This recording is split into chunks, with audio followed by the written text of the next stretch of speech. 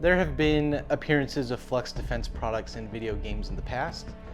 Most recently, I would say Call of Duty Modern Warfare 2 and 3 both have our Glock Flux brace as an attachment. A couple years before that, Battlefield 2042 had the Flux MP17, which was the precursor to the Raider.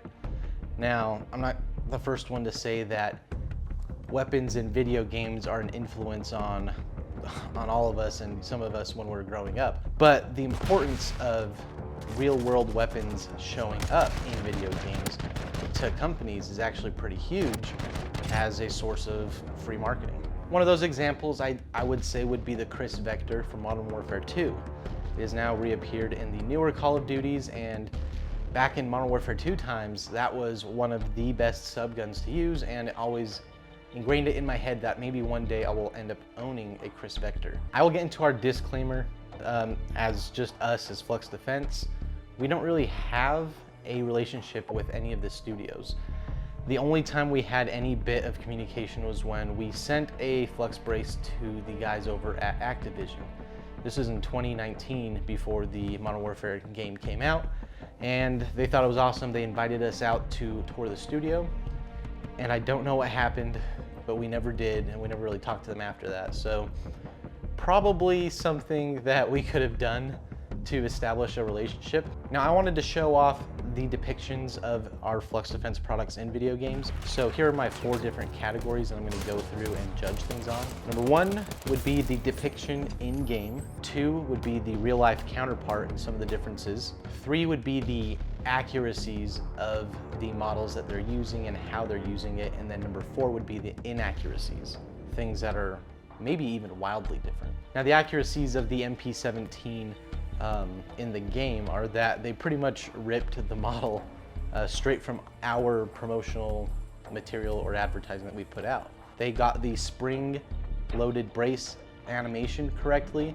which is something that I haven't really seen in the other games that include our products, but it is a very nice touch, and it's one of the things that makes a Flux product is it is spring-loaded. Weapon attachments are basically spot on, completely spot on, other than they have changed the brand names and some of the laser etchings on the optics and lights themselves, but almost identical. Now, I will get into the inaccuracies because one of the biggest and probably the most frustrating inaccuracy of the MP17 in the game, or the MP28, is the capacity. The capacity for like the standard magazine is something like 10 rounds, which is ridiculous.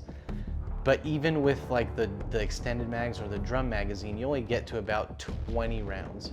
And lastly, the reload animation is very slow. Now, we created the dual mag system, or at least the front magazine caddy for the MP17 to aid in faster reloads. However, in the game, it just seems like maybe they just had a little bit of trouble figuring that out, and so it turns out being really slow and opposite of what it should be. So in the future, if our stuff ever gets shown in EA games ever again, invite us out. We would love to come and do the animation stuff ourselves, just so we can show you how fast it really can be. Overall, we're pleased with the MP28. It's included, but the MP17 is an old and rare weapon setup compared to the Raider. So game design is slightly behind times, and the MP17 was, I mean, most likely our newest product at the time it came out and the time that EA and DICE were modeling for the game. So the gameplay, handling, is it any good? Just because it's in the game does not mean it's good, and honestly, there's been a lot of times in the past where a game has had a gun in it that has been a terrible gun, and you end up hating it, and you probably never would want it in real life. So I can at least tell you that yes, the gameplay of the MP28 or the MP17 is actually very good, especially in the class that it's in.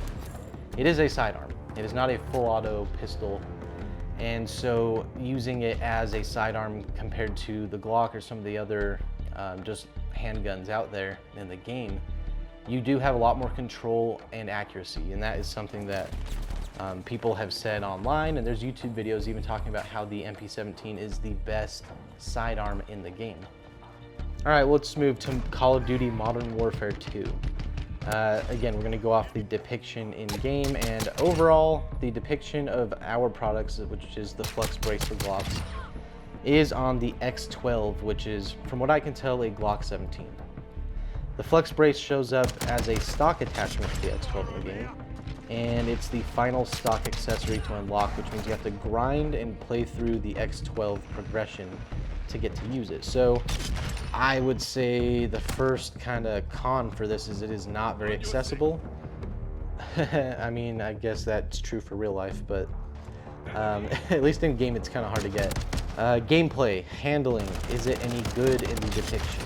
And I would say yes, it's actually incredible. It's one of my favorite setups to use, and that is due to how I play. I'm a handgun player, I like run and gun, and using the Flux brace, you can kind of just hip fire and headshot everybody that you run into. And because it's a handgun, typically damage is pretty high for headshots. So within 2, maybe 3 rounds, which you're able to pop off pretty quickly, it is a very good gun to use once you get used to the type of style of play that you would need when using this kind of weapon. Customization, gameplay, of course the customization is great. Again, they have their own versions of like RMRs and SROs and everything, but what I do like is Call of Duty actually cares about camo customization, and they have, I don't know, like 150 or something different camos you can use, and I went ham and I tried all a bunch of stuff out, but you also can make it as realistic as possible. So if you have a setup like this, you can straight up clone what you have, which is what I have done. Okay, let's talk about the accuracies of this depiction. So the selection of weapon attachments is huge, which I've touched on earlier, meaning that you can most likely find the optic light slide or trigger that matches your real life setup. Usability in game, compared to the MP17 in Battlefield, the time to kill seems way more realistic. Just a couple of shots, whereas in Battlefield, the MP17 took like 6 or 7 rounds to put someone down. Okay, let's get to some of the inaccuracies of the depiction of the Glock brace in game. Although the weapon attachment selection is huge, those have been slightly altered to make it not the actual product. Well, the same thing happened to this one. It's not as true to life as the MP17 in Battlefield. They actually did kind of change it up a little bit and make it look like a 3D printed attachment that you can just put on your Glock. Change some of the geometry, change the color. Now, they did miss a great opportunity, and we are kind of mad that they didn't have it as an attachment for the X13 full auto Glock in Modern Warfare 2 and 3. This could have been so easy. Just make it an attachment for the X13, because I have shot a full auto Glock with the Flux brace on it, and it is awesome. Yeah, not as controllable, but it is better than just handheld. That being said, we're overall pleased with the Glock Flux brace as an addition in modern Call of Duty games. It is an effective weapon close up and at medium distance, but again, sad it is on the semi-auto Glock only in the game. Having our products show up in video games or movies is a dream, and it's something that everyone in the industry should be proud of. We don't doubt that it will appear in the future, as well as the Flux Defense brand becomes more well-known and ubiquitous. But the Raider X is our newest flagship product, and the customization and modularity of that system alone lends itself to being used in video games or on the big screen. There's just too much you can do with it.